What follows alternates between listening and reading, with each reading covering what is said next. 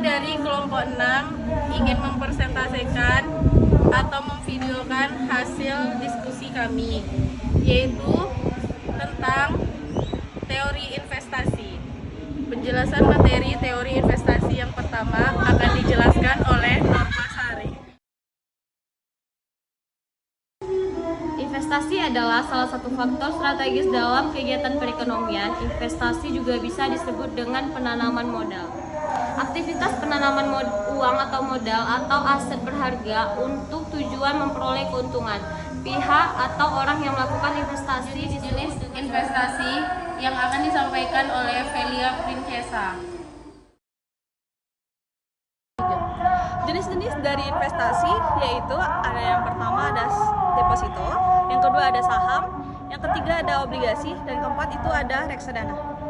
Berikut akan dijelaskan oleh Norma Sari dan Velia Princesa, yaitu penentu dan kriteria investasi. Penentu tingkat investasi. Yang pertama itu pendapatan per kapita, yang kedua itu ada tren, situasi, dan terus ada situasi politik dan keamanan, dan situasi industri dan ekonomi, dan yang terakhir kondisi sarana dan prasarana yang tersedia. Kriteria investasi. Yang pertama itu ada payback period, adalah waktu yang dibutuhkan agar investasi yang direncanakan dapat dikembalikan atau waktu yang dibutuhkan untuk mencapai titiknya. Terus yang kedua itu ada benefit, adalah mengukur mana yang lebih besar antara biaya yang dikeluarkan dibanding hasil yang diperoleh. Terus yang ketiga itu ada NPV, adalah menghitung nilai waktu dari uang. Selanjutnya yaitu teori investasi syariah. Investasi syariah adalah investasi yang didasarkan prinsip-prinsip syariah, baik investasi sektor real maupun sektor keuangan. Islam mengajarkan investasi yang menguntungkan untuk semua pihak dan melarang manusia mencari rezeki dengan berspekulasi atau tata cara lainnya yang merugikan satu atau semua pihak. Bagaimana konsep investasi secara syariah? Investasi berbasis syariah merupakan penanaman modal masyarakat dengan tujuan untuk mendapatkan keuntungan sesuai dengan prinsip dan hukum Islam, syariat Islam.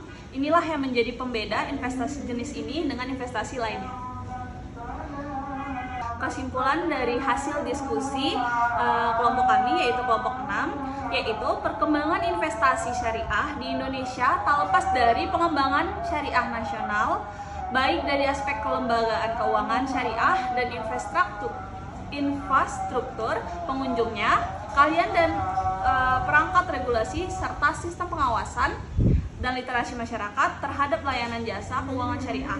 Berbagai sinergi aktivitas ekonomi syariah yang secara timbul balik juga saling mendukung, seperti industri makanan, produk kosmetik, dan lain-lain.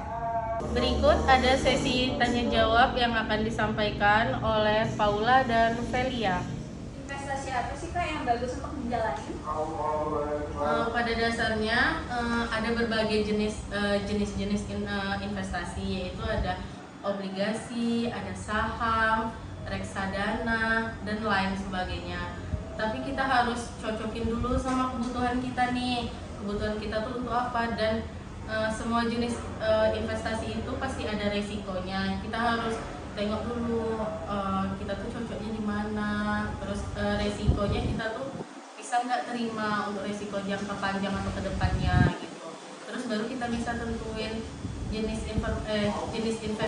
investasinya yang cocok untuk kita gitu. Investasi ini apa sama dengan tabungan atau berbeda ya Kak? Menurut Paula sih bisa sama, bisa juga berbeda, karena kalau investasi ini merupakan pasar modal, sedangkan kalau tabungan ini dia dari perbankan, tapi dia sama-sama kayak kita menabung gitu loh.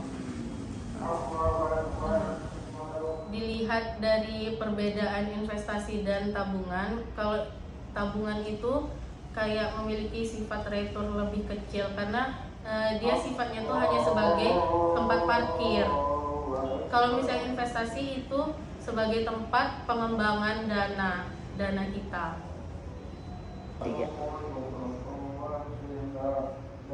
Ada nggak sih Kak investasi yang harus kita curigai? Eh, di Indonesia ini sangat banyak investasi-investasi bodong. Yang pertama itu yang harus kita curigai kalau investasi tersebut tidak ada dasar hukumnya. Terus tidak ada resmi di website OJK. Kita harus curigai kayak seperti investasi yang lagi maraknya sekarang ini, investasi trading, Ponzi yang banyak di website tidak resmi lah, Yang merugikan kita. iya, yang merugikan kita.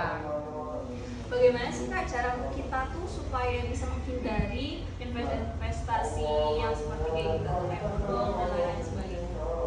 Untuk menghindari investasi ilegal, investasi bodong ataupun investasi yang tidak resmi, pertama kita bisa cek di legalitas perusahaan investasi di website resmi OJK atau Bapepti untuk kripto. Jika perusahaan atau sekuritas tidak terdaftar di OJK, maka sudah dipastikan investasi itu ilegal. Kedua, semua transaksi deposit investasi selalu dilakukan melalui aplikasi resmi yang terdaftar di OJK. Jika ada pihak yang menawarkan jadi perantara pembelian instrumen, itu sudah dipastikan investasi ilegal atau untuk menipu kita. Terus yang ketiga, kita bisa cek juga dan dari rekam jejak atau track record perusahaan investasi. Perusahaan investasi tersebut jika terekam jejak yang mencurigai atau tidak jelas, sebaiknya kita tidak usah untuk lanjutkan investasi di perusahaan tersebut. Dan yang terakhir yaitu jangan Anda tergiur bila ada yang menawarkan investasi profit tiap jam atau imbalan tanpa rugi. Maksudnya tuh profitnya tuh akan naik terus saham kita, dengan investasi kita yang sedikit, tapi profitnya tuh tetap naik terus. Jangan selalu tergiur sama yang kayak gitu. Dia menjanjikan kita nggak ada ruginya, karena semua investasi itu pasti ada untung ruginya. Kalau tidak ada ruginya, kita bisa curigai itu tuh investasi bodong atau ilegal. Pertanyaan terakhir nih Kak, kenapa sih kita harus berinvestasi? Kalau pertanyaan tentang kenapa sih kita harus berinvestasi, itu tidak ada yang mewajibkan kita berinvestasi sebenarnya. Tetapi ada kalanya kita harus menyisihkan sebagian uang kita jika berlebih untuk di masa yang akan datang supaya tetap aman dan memiliki keuntungan. Baiklah, sekian sesi tanya jawab yang disampaikan oleh Paula dan Velia Princesa.